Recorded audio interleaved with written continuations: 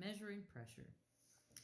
So this sounds complicated, but it's actually not. It's quite simple. It says the static pressure head is the height of the fluid in a column above a position with a specific pressure. The big word here is the height. So all it is the height of a fluid. So this is an example of a barometer. And this is something that you could actually make if you wanted to measure the pressure outside and how the pressure changes. All you need is a glass bottle, put some food coloring and water in it, put in a straw, put a little bit of clay over here, but the straw is open on the end. And what you'll see is this level of water goes up and down depending on how the pressure changes that day. So the static pressure head is the height. It's this, how high is this water above the level? A better example of static pressure head is if you've ever sat on the bottom of the deep end in a pool and you feel all this pressure on your ears. It's because that water is heavy and gravity is pulling it down, pushing it down on you. So the static pressure head is basically, if you're at the bottom of the pool, is how much water, the height of the water above your head.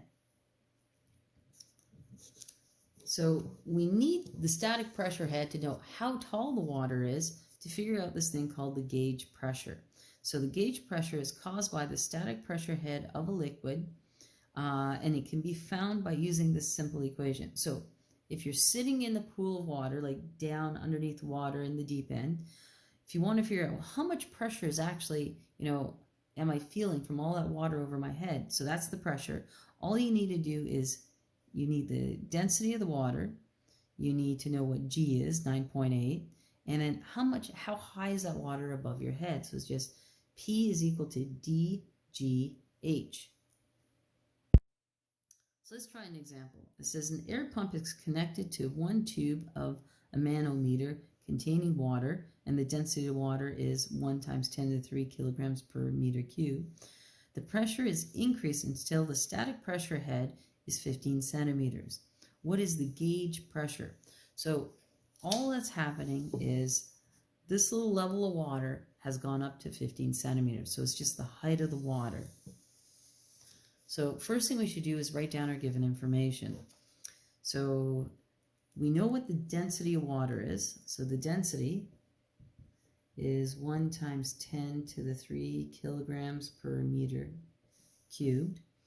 And we know that the height of the water, that's all it is like how much water is above, is 15 centimeters. And we need to change the 15 centimeters to meters, so that's just 0.15 meters. And we're looking for the gauge pressure. Well, the formula is really simple.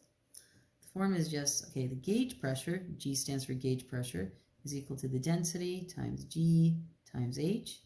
So the density is 1 × 10⁻³, G is 9.8, and H is 0.15.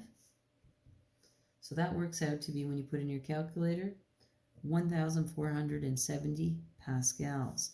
Now, sometimes we use kilopascals. So to change this to kilopascals, you simply divide it by 1,000, and you would get 1.47 kilopascals.